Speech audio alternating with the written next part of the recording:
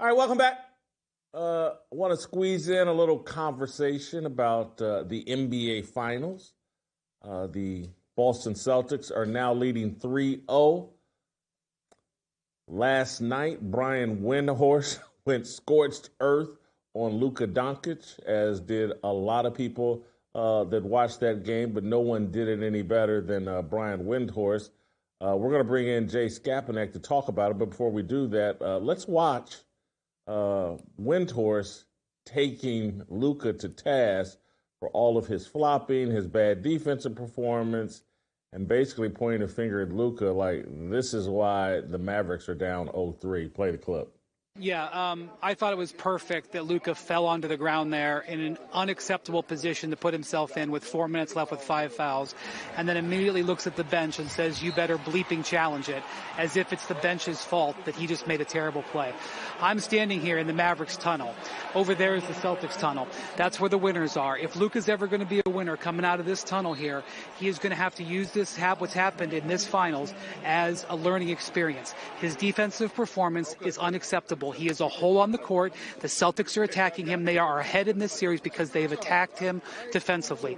And you've got a situation here where Luka is complaining about the officiating. They have begged him. They have talked with him. They have pleaded with him. He is costing his team because of how he treats the officials. He's a brilliant player. He does so many things well. They are here because of how he did. His performance in this game is unacceptable, and the reason why the Mavericks are not going to win. He's got to get over this. And the fact that he came out after the game and blamed the officials showed me he's nowhere close yet.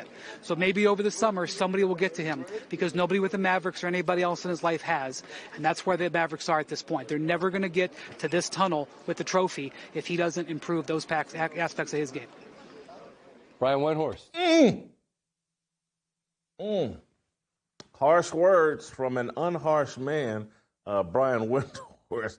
Wow. I want to play you, before we bring Scapo, I want to play one last little clip of Luka baiting the referees, trying to draw these fouls, this flopping that he does. And look, I do think there's an argument that there were some uncalled fouls in that game that could have gone Luka's way. But this whole deal, this soccerization of the NBA, where everybody's flopping around and trying to draw penalties, it's not a good look for a superstar. I know LeBron James has this issue. It seems like Luka Doncic has an acute case of the flops and of trying to bait the refs into handing him free throws. Play these clips. This is embarrassing.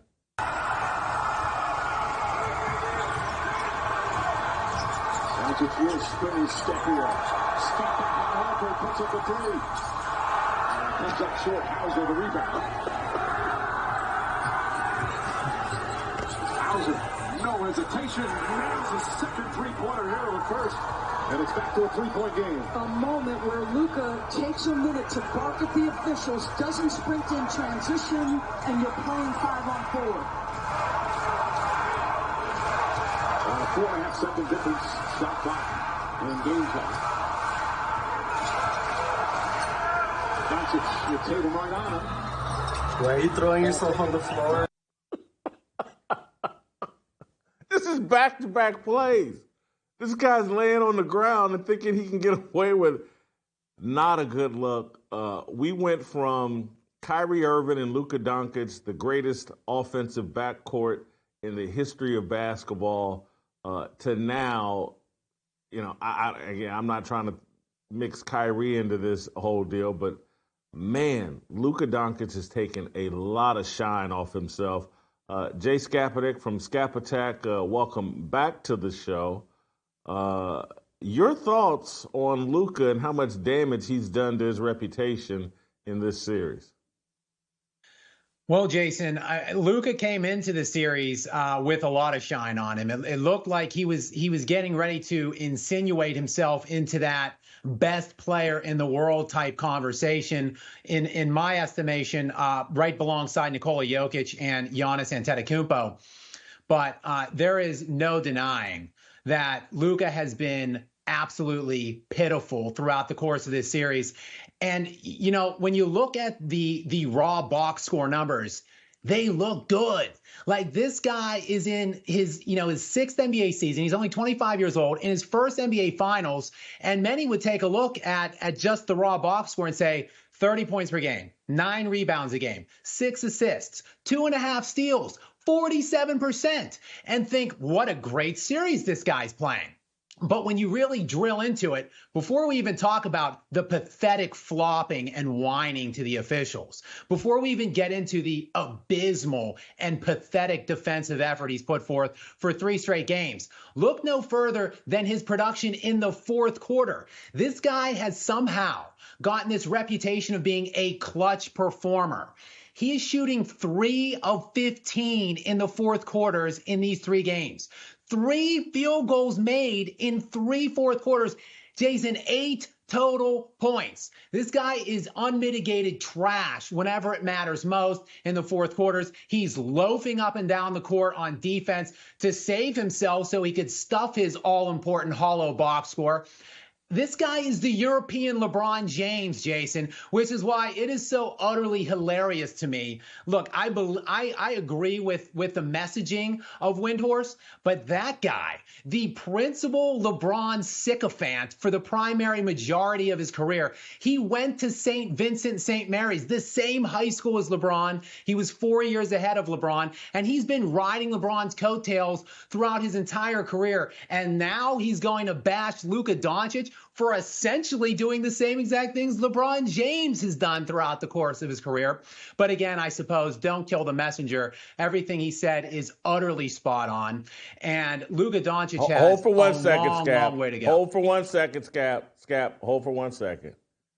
Are we sure we're being fair dragging LeBron James into this? Are you sure you're being fair?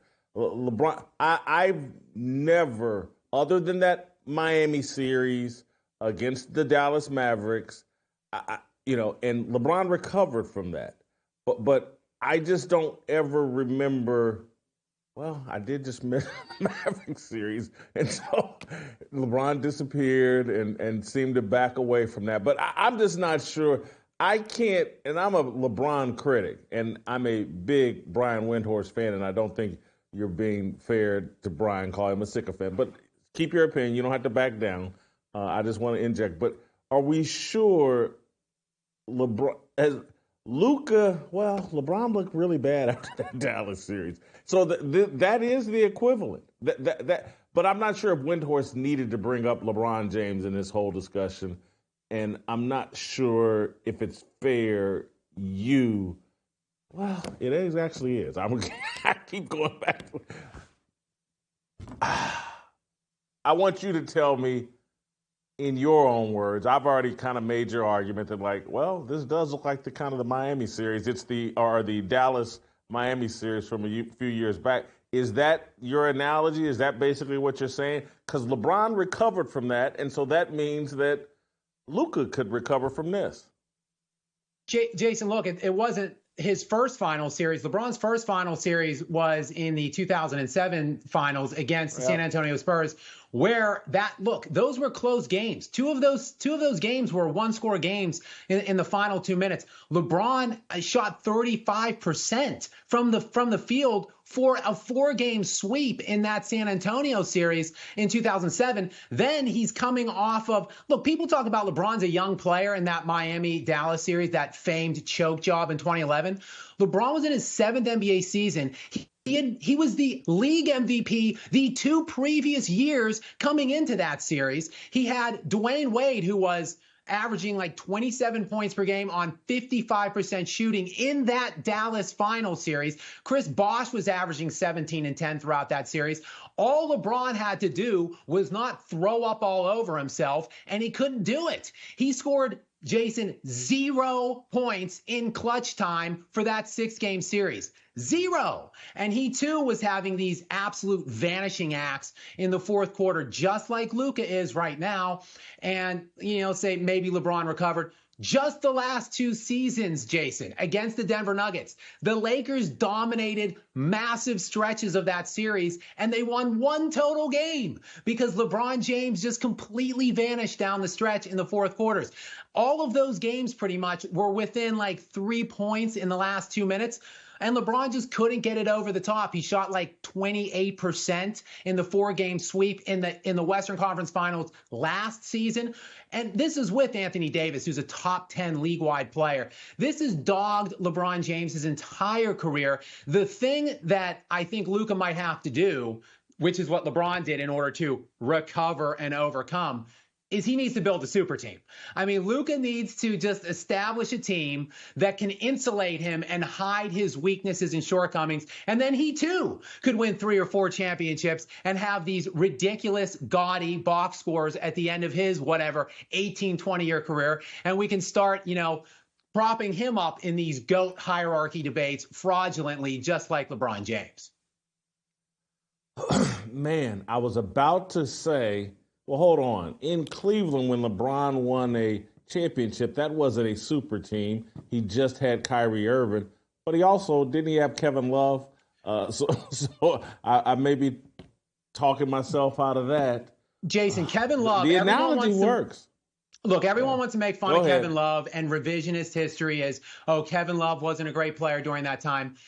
He was 25 years old when he joined that Cleveland team, and that deal was a trade. They traded the number 1 overall pick in that draft to bring Kevin Love into town because he was an absolute stud in the previous seasons in Minnesota. He was second-team All-NBA in 2 of the 3 previous years before he teamed up with Kyrie and LeBron in Cleveland. And the only reason he wasn't first-team All-NBA is because at that point there was still positionality to the All-NBA teams, and he played forward. Kevin Durant and LeBron James were the 2 forwards on the first team during those years. Otherwise, Kevin Love would have been a first-team All-NBA player. Jason, the year before he went to Cleveland, his last year in Minnesota, he was like top 2 in the NBA in all of the advanced analytics. When you look at win share, PER, BPM, VORP, I mean, this guy was easily a top 10 player, at least offensively. Then he goes to become the 3rd best player on the Cleveland Cavaliers team. And even if you drill into that finals run, look, LeBron averaged like 26 points per game throughout that entire playoff run in 2016 when they won the championship. Kyrie Irving averaged 25 points per game, like 1 point per game fewer. And he was an absolute monster, Kyrie was, in games 5 and 7 in the NBA Finals. Hitting the game-winning shot, let's not forget, the game-winning series-clinching shot in the Oracle against that Golden State team. LeBron James, he just systematically has had stacked, loaded rosters. All Luka has right now is Kyrie, and while he did show up last night, he came into Game 3 averaging 14 points per game on 35% shooting in the first 2 games. Absolute no-show. Now, I don't want to take any of the blame away from Luka because he is the superstar and he should be getting the lion's share of this criticism, just like LeBron should have been throughout the course of his entire career. Scap, man, you are loaded for bear. You have you've just talked me into Luka Doncic. Luka Doncic. That's who we're looking at. I can't believe it. I was not prepared to believe that coming into this conversation, but you've talked me into. Look, Luka's just 25. I think I'm going to compare this series. I'm going to take an optimistic approach to the series. And so you remember, Magic Johnson had struggles early in his career. If you remember the Houston series, they were calling him Tragic Johnson. He cost they didn't make it back to the NBA Finals, and Magic dribbled out the clock, and Magic recovered from all of that. There is hope. Now, I do think in order for Luka to be better on the defensive end, he's just flat out got to get in better shape. He's got to go Rocky Balboa and run the stairs, move to Philadelphia, run the stairs, do all that stuff. He's got to just be in better shape if he wants to compete on the defensive end. And I do think because there will be a level of criticism at this point in his career that LeBron did not face. Because take LeBron in the San Antonio series early in Cleveland. I remember covering that series and being there. I remember thinking, he's young. Tim Duncan, Popovich, Manu, and Tony Parker. LeBron. These guys were overmatched. No one criticized LeBron really, in my view, until he, took his talents to South Beach. And so anyway, I think Luka's going to get hit with so much criticism. He is going to get into the lab, and he'll have no choice. He won't be protected by his skin color. There won't be people sitting on ESPN saying, "What about Brett Favre?" or "What about some white guy or whatever?" He's going to have to deal with this criticism, and I think it's going to make him a better player. Are you as optimistic? I am. I think, but like you said, I just want to echo your point about getting into better shape, because there seems to be, other than Giannis Antetokounmpo, and I guess maybe you throw Jason Tatum in there, what younger players in the NBA are taking that aspect of the game as seriously as we saw other all-time greats, like Michael Jordan, in a response to the treatment of the bad boy Pistons, really got in, bulked up. Kobe Bryant came in. He was like 170 pounds when he came into the NBA as a 17-year-old. He got up into the 225 range in his playing weight. Like, these younger guys seem to be taking a page out of Kevin Durant's playbook, which is the "I just want a ball" playbook. I just want to play basketball. Like, you have to do things that make you uncomfortable to be great. You need to push yourself, challenge yourself. Like, in any job, you're not going to love every aspect of it. I understand that a lot of these players don't want to lift weights and condition themselves, but that's what it takes. Like, Luka is gassed by the fourth quarter. He's running out of steam. That's probably why he can't finish these games, and he's struggling from the field, probably why he's flopping all over the place and can't stay in front of people on defense. Get in better shape, kid. Like, get in the lab, as you said. Hit the gym, condition yourself, eat properly, study nutrition. Like, you have to really attack every aspect of it if you want to get to that next ultimate level. And, Luka's been a pro basically since he was 13 years old in Europe. So, I've been hearing about this guy for at least 10 years. He's only 25 years old.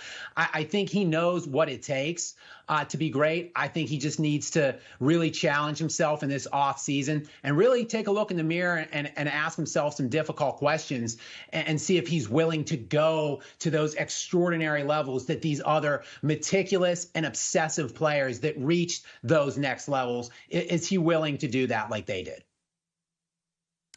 That's an interesting point, that you're saying that this generation of players don't do it, but they would sit there, some of them would say, and this isn't the greatest example, but they would say, Shaq never took it that serious. He never got into the ultimate shape. And so, you had guys in previous eras no different than Luka. And then let me also throw this in. I think LeBron sexuals that may be watching would say, like, hey, LeBron takes his health and, conditioning very, very seriously. That's why it's unfair to compare LeBron to Luka Doncic. That's true, Jason. And LeBron, as we know, might take his health, conditioning, and physique a little too seriously, if you know what I'm saying. Yes. But there's no doubt about it. He does do it at a high level. Really, LeBron's shortcomings are more so just his inability to play and perform in clutch moments throughout his career. And really, in the last 10 years, because in Miami, he was an elite defender, but in the last 10 years, he's been a defensive liability as well. He'll play in stretches throughout playoff runs and stuff, but primarily throughout the majority of his day in and day out basketball life for the last decade. He's been a subpar defender. He's not made an All-NBA defensive team since he left Miami. So, I just see so many eerie similarities between these two and parallels. When you study their box score and their standard stats throughout this stage of each of their careers, and the way Luka just kind of takes off on defense all the time at this stage. I just see too many parallels.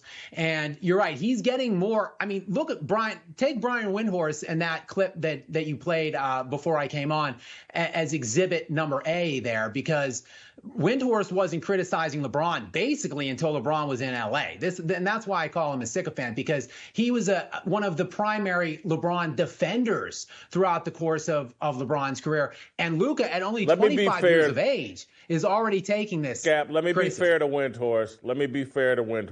And this isn't me just caping up for a friend and a guy that I like and respect. This is just, the media has changed from the first 10 years of LeBron's NBA career. And so Windhorst was far more of just a reporter. He didn't offer up a lot of opinions in the early part of LeBron's career.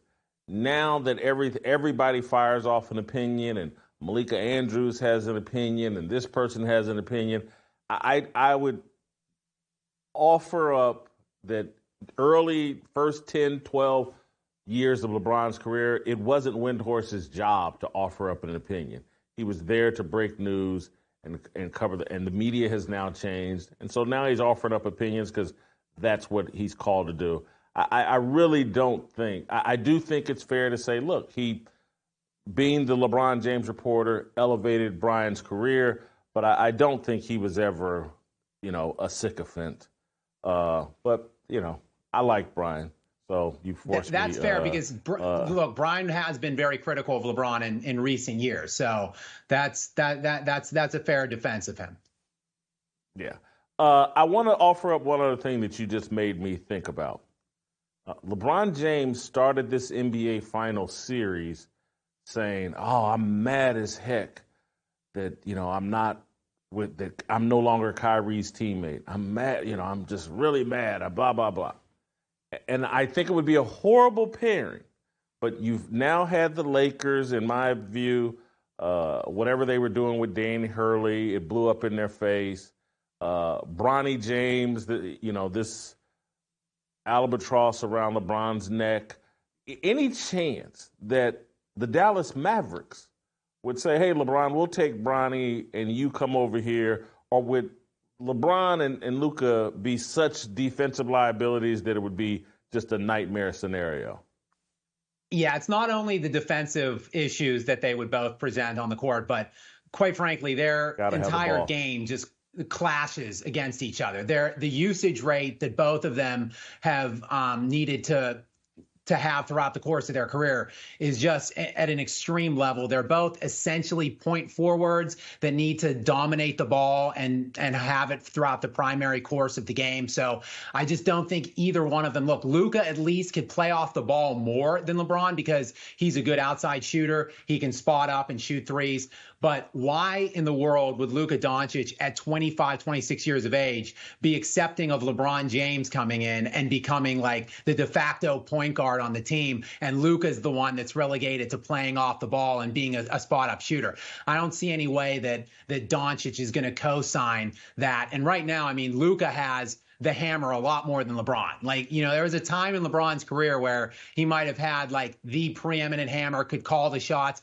make the primary decisions pretty much in any franchise that we were talking about. But right now, Luka Doncic is the Dallas Mavericks. Like, they're going to do everything they can to acquiesce to him. And if they're going to run it by him and he says no, there's a 0% chance that they would go above Luka to try to bring in LeBron. Also, as favorably as LeBron. Isn't Luka? Isn't he the real LeBron sycophant? Isn't he the fan? I mean, he loves LeBron and has patterned his play after him. No? Yes, but here's the problem, though. LeBron, he's had this principal deal with every team he's ever had, essentially any writer, media type personality.